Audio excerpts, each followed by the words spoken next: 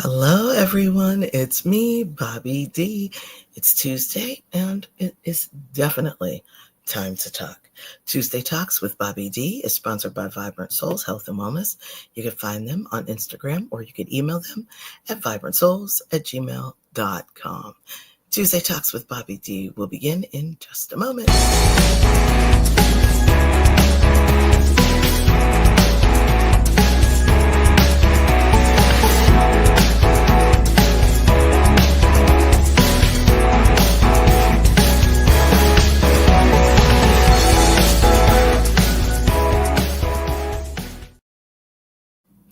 Well, good morning to each and every one of you.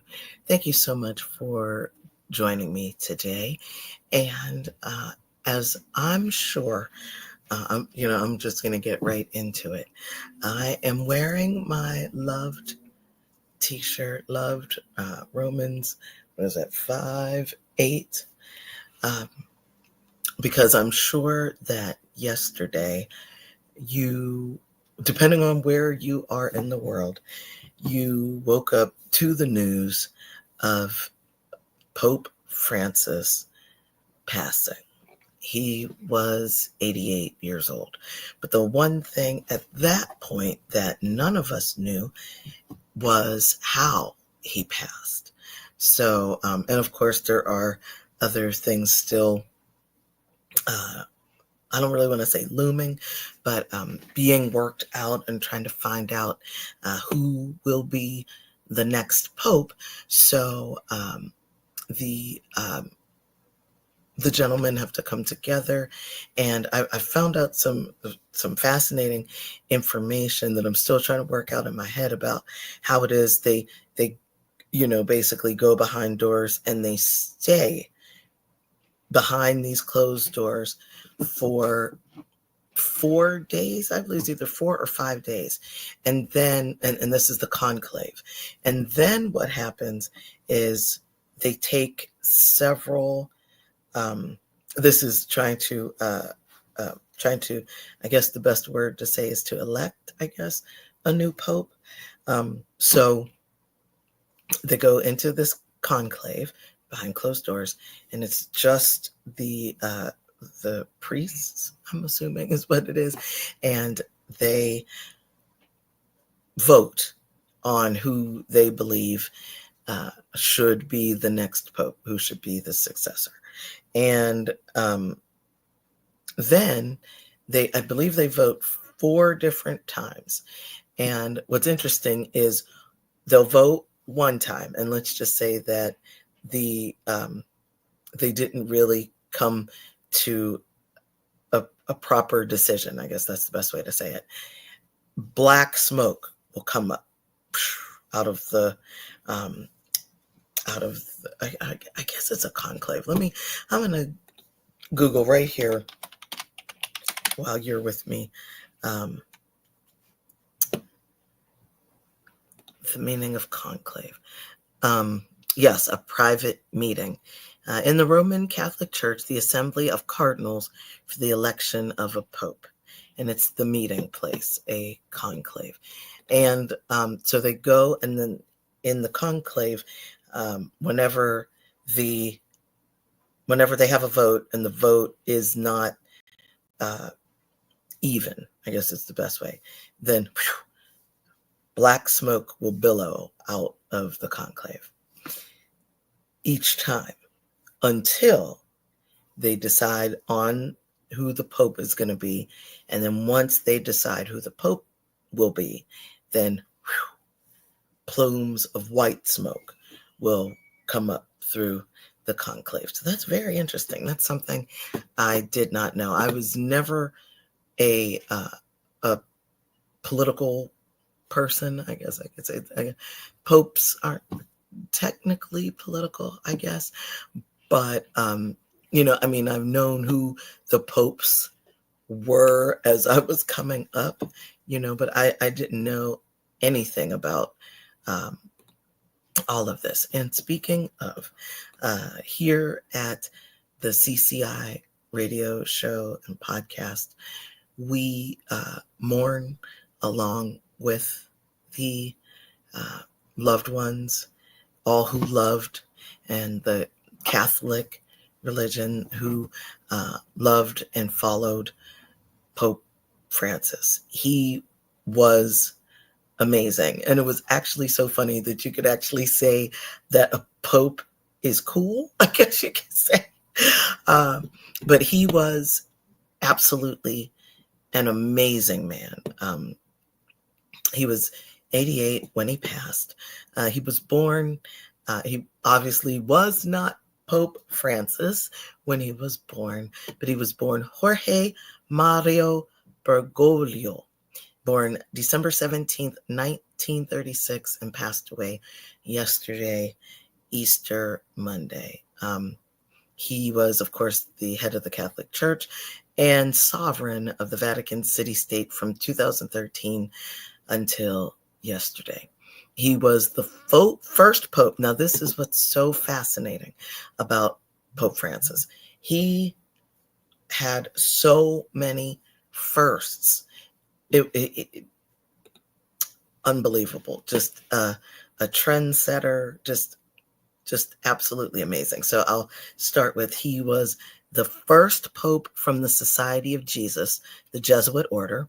He was the first from the Americas, the first from the Southern Hemisphere, and the first born or raised outside of Europe since the 8th century Syrian Pope Gregory III.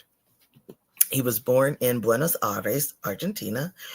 He was inspired to join the Jesuits in 1958, where many of us watching this weren't even thought of at that point.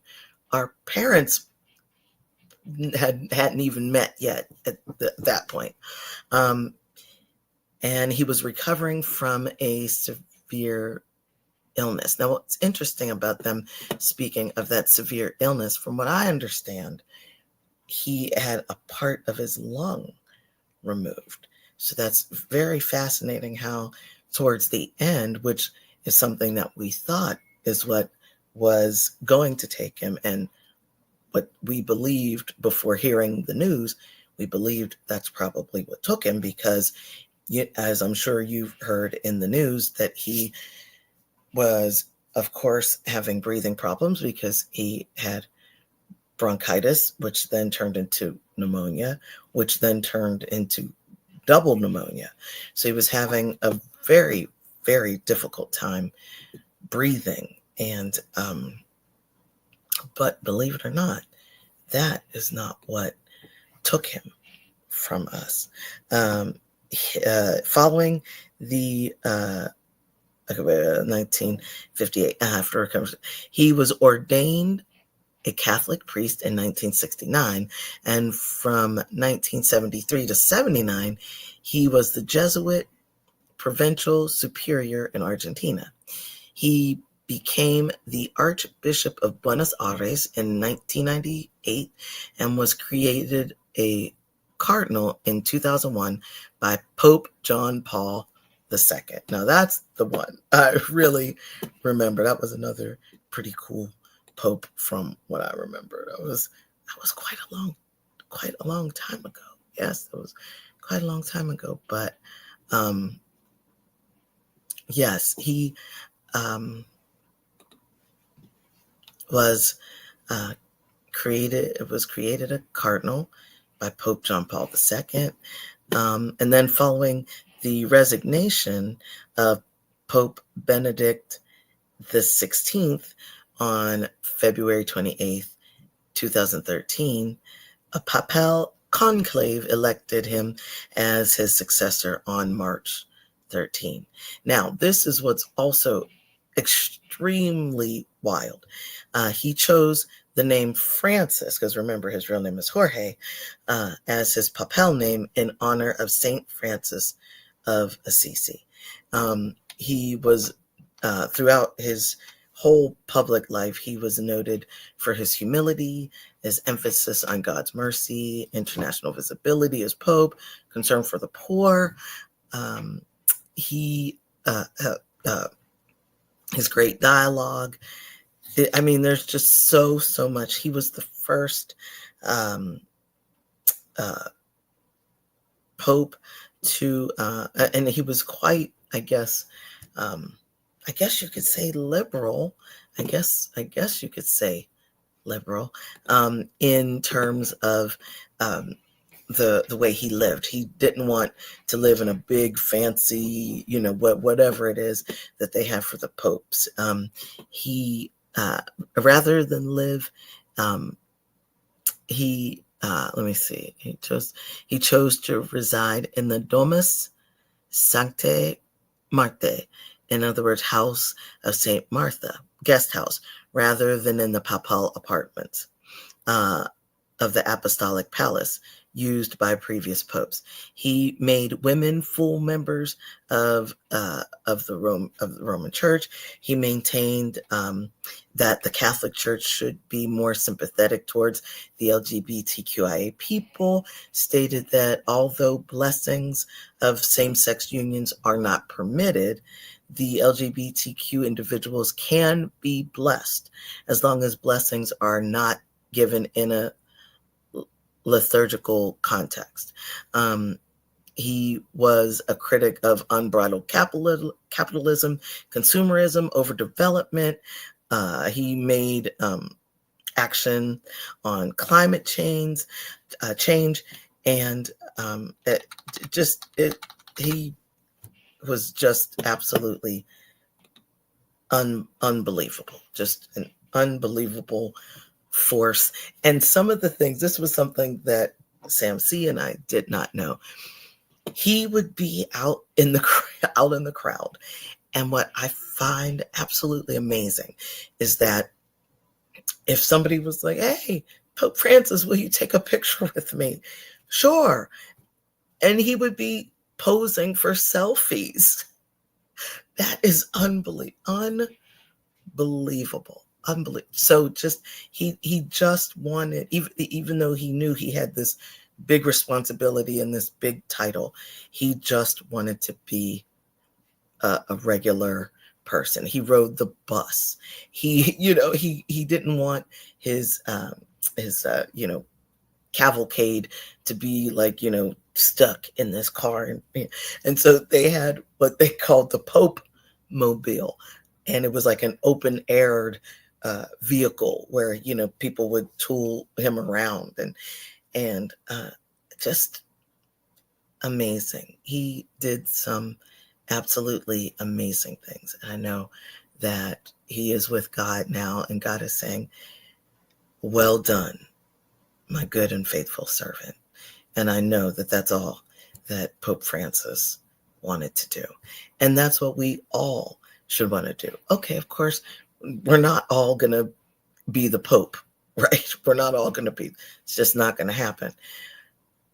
But the way he lived his life, he did not want to be, I'm in these fancy clothes and I'm living in this fine, palace or whatever, and I'm eating the best food. I'm meeting all these world leaders.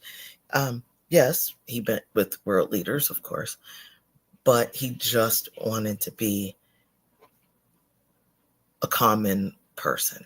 And even one more thing, if you weren't already impressed, he said that he did not want to be buried. I'm not sure what it was called, but I believe that the popes who have gone on before him it may be like enshrined in like a mausoleum or something like that. He did not want that. He said he wanted to be buried in the ground. He wanted to be buried in the ground, and just wow. Well done. And that's the way we should all want to live our lives.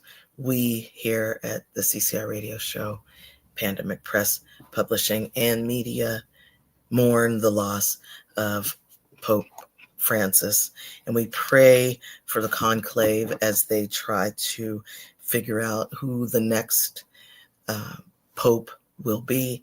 And we know that that God and the angels are rejoicing. We are mourning, but they are rejoicing today because yesterday God received an amazing man into the gates of heaven.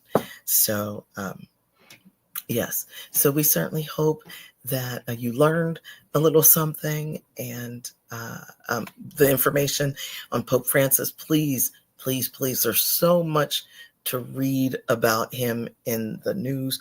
On Wikipedia.org is where I got my information from. Please take the time to read it. I didn't want to hold up too much of your time because it's an amazing, amazing life that Pope Francis lived. And again, that is something that you want people that might not have even had the opportunity to meet you, but they heard something about you, and they heard that you were a good person and that you did kind things. You want to be as good of a person as you possibly can. And I believe that that is what Pope Francis did. Check out all of the different news things that are coming across right now. Things about him, the first pope to sit down for an American town hall that was covered on television.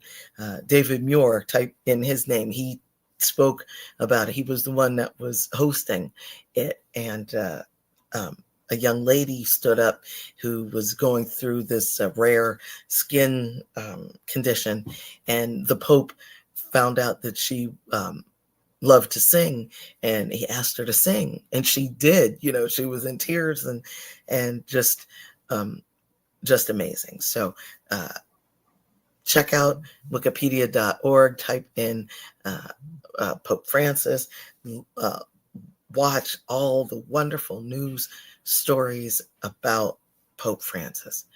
An amazing, amazing man. May God bless him as he enters the gates of heaven. Thank you so much for joining me today. Have a blessed and wonderful Tuesday, and I hope to see you again really, really soon. Thanks for watching. Bye.